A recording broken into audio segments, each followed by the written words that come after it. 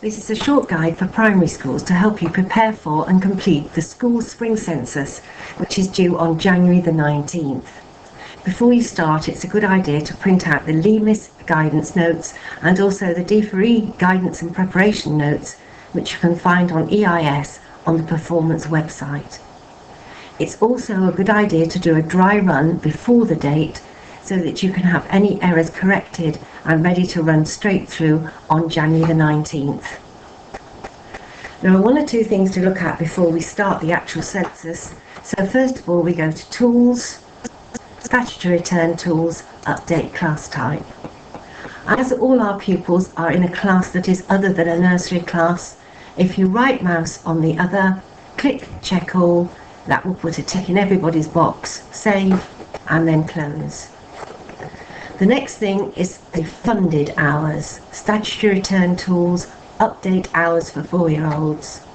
The hours at setting should have been transferred from the previous census, but the funded hours will be blank because they are a new item this census. So at Leicestershire, all our pupils are at the school for 25 hours and they are also funded for 25 hours. So you just select all, click into there, 25, click to the side, save and close.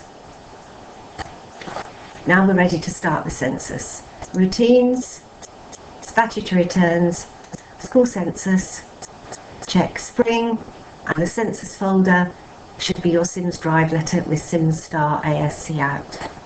Click on New, and up comes the new census. Census date, 19th of the 1st.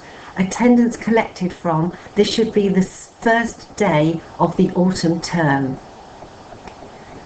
School information, look at the address, make sure there's a generic school email and that the other information is correct.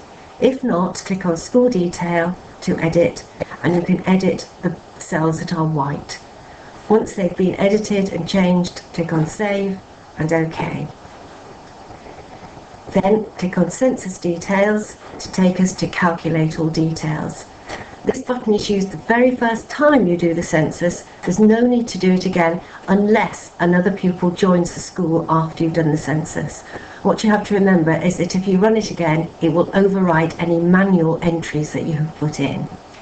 When we do it this time, we shall get a message that tells us that we must do it at least once, and it does warn us it will be overwritten, so there is a warning before you do it.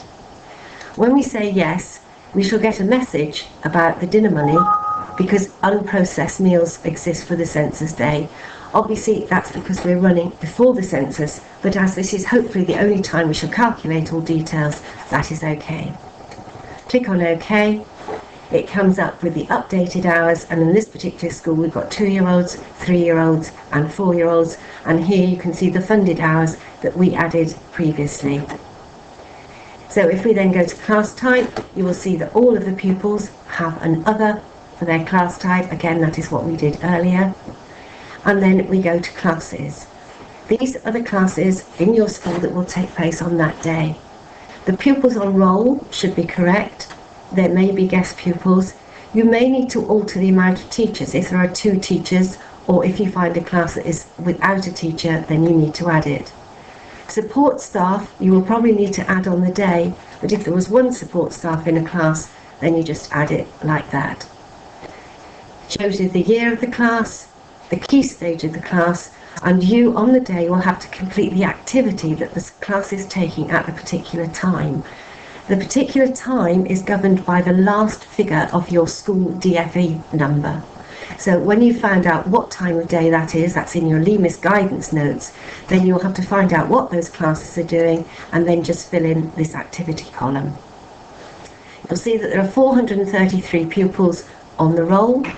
It tells us here in pupil reconciliation that there are 433 pupils, total pupils 433, and when we did the calculate, it has brought in 433 pupils. So these figures match, our reconciliation is all right.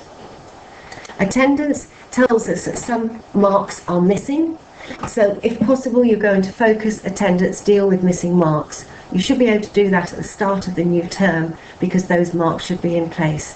Once you've dealt with the missing marks, just come back into here and click recalculate. The next thing is the general, which is the amount of meals taken on census day.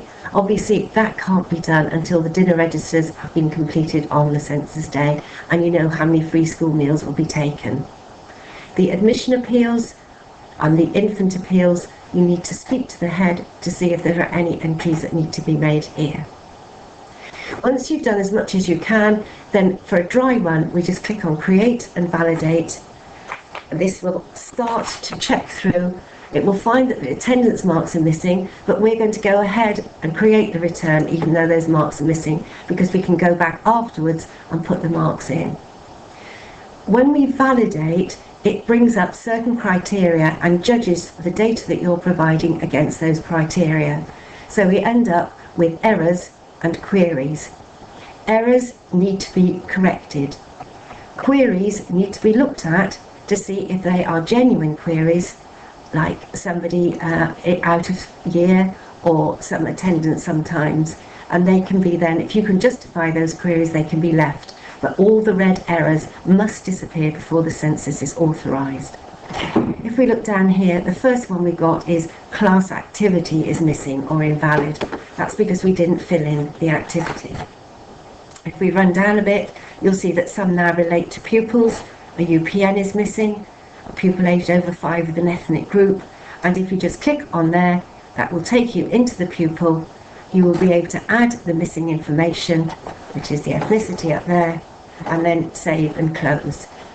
If it's saying language is missing, that is first language, not home language, so you need to complete in first language. As you work through the errors, you can keep creating and validating until all the errors have disappeared.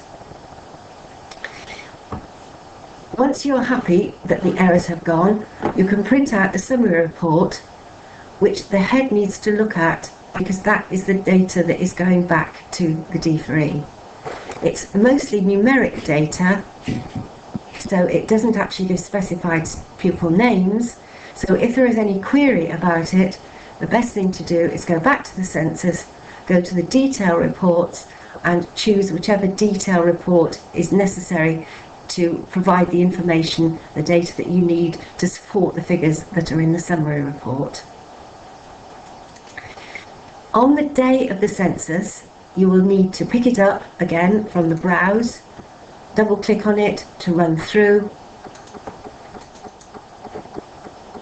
fill in things like the class type, the classes, what the classes are doing, make sure the attendance is correct, look at the classes, the activities, and once that is complete, then you can authorise it. So if you click on authorise, it will still tell me that some attendance marks are missing because I haven't corrected them, but you would obviously have done that before you went ahead with authorisation. So I'm just going to go ahead to authorise the return.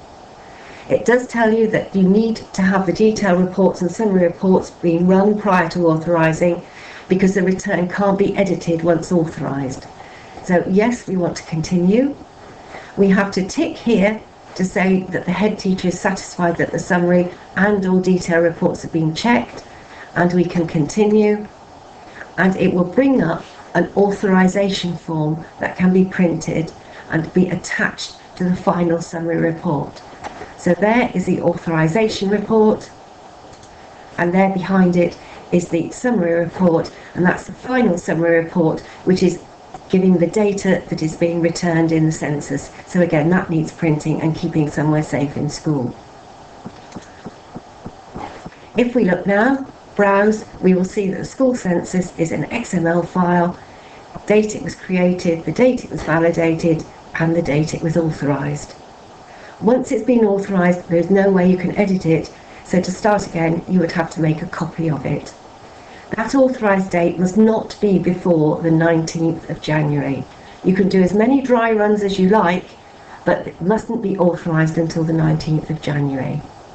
Once you have an authorised file, then you can go to AVCO Termly to return the file to County Hall.